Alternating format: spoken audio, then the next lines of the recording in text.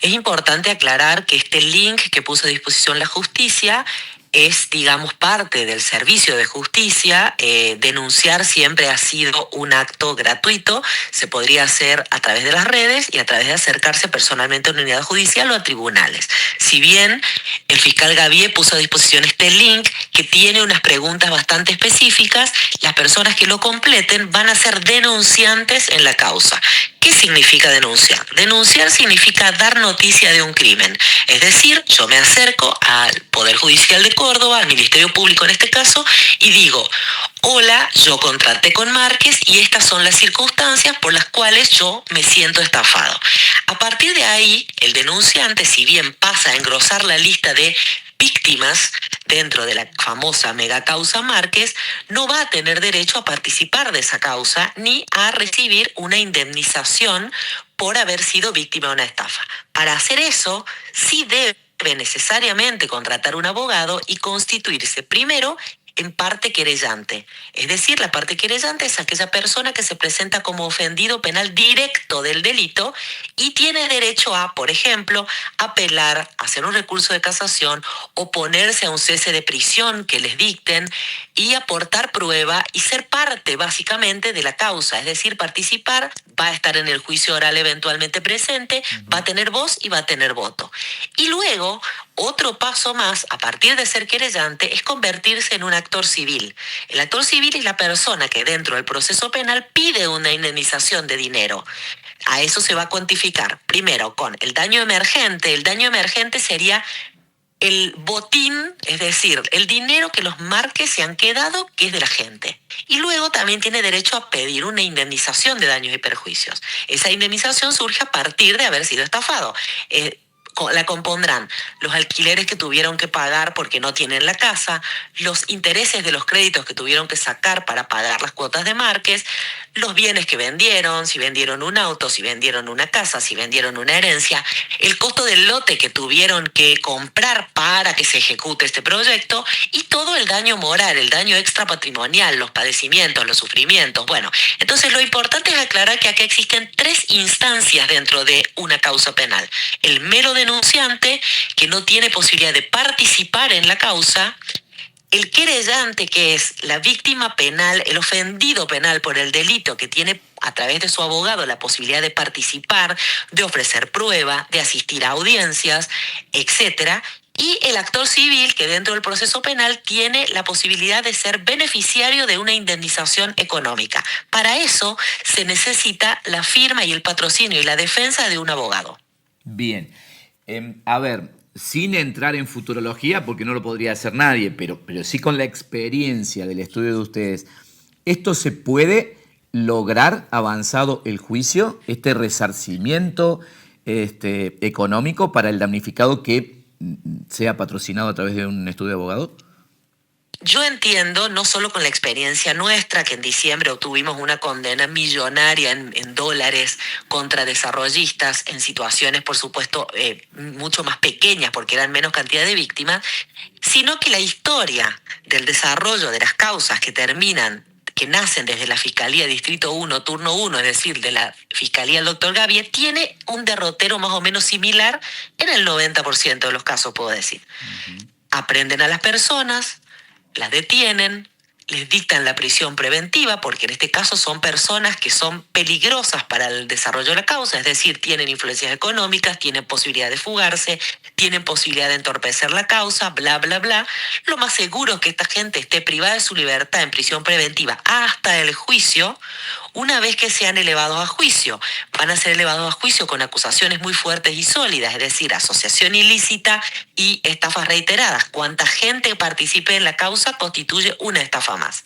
Y al momento del juicio, en general, lo que ocurre en estos casos es delincuentes o presuntos delincuentes de cuello blanco es lo que se llama un juicio abreviado. ¿Qué significa el juicio abreviado? El juicio abreviado lo que pretende es que el inculpado, el imputado, acepte su culpabilidad, es decir, acepte lisa y llanamente la acusación de la cual se acusa, valga la redundancia, y a fin de obtener una condena inferior, el juicio abreviado, que es algo totalmente legal y previsto en el Código Procesal Penal de Córdoba, lo obliga a ofrecer una reparación económica. Esta reparación económica es la condición para que se haga un juicio abreviado. Porque si no, es más barato ser estafador y estar muchos años preso que efectivamente someterse a la justicia. Entonces, esta figura del juicio abreviado, lo que va a terminar ocurriendo, casi segura estoy, es que va a haber un ofrecimiento razonable de los Márquez para poder reparar el delito de las víctimas que hayan comparecido a la causa. ¿Va a ser el 100% del monto defraudado? Yo creo que no, pero debe ser un porcentaje razonable. Eso por un lado. El juicio abreviado lo que hace es que le impone la obligación, digamos, sobre todo moral y legal, al fiscal de Cámara de negociar, entre comillas negociar, porque es una negociación absolutamente legal. Bueno, yo voy a pedir tantos años de prisión siempre y cuando vos repares el delito que has cometido en la medida de tus posibilidades. Pero por otro lado, los actores civiles, es decir, los demandantes civiles dentro del proceso penal, van a obtener una sentencia a su favor. Porque por un lado está lo penal, que es el juicio abreviado y la reparación del delito. Pero por otro lado está la indemnización. La indemnización son los daños a consecuencia del delito. Y los actores civiles van a obtener una sentencia favorable que seguramente se va a terminar cobrando, porque si no quedarán los Márquez inhibidos comercialmente de por vida, y eso no es algo que a ningún comerciante, por más acusado de delito que esté, le convenga. Entonces yo sí creo que hay posibilidades de que recuperen un porcentaje de su inversión y a su vez obtengan una indemnización. Bueno, y la última tiene que ver quizás sí para advertir, para que tengamos en cuenta como ciudadanos, como vecinos, con este motivo del sueño de la casa propia, que es el que ha llevado a tanta gente a involucrarse, a entregar dinero, a cumplir acuerdos, pautas de esos contratos sin todavía recibir absolutamente nada. Digo, como consejo lo buscamos, porque seguramente han tenido ustedes acceso a esos contratos, que tenían en algunos casos cláusulas leoninas y sin embargo somos víctimas de eso, ¿verdad?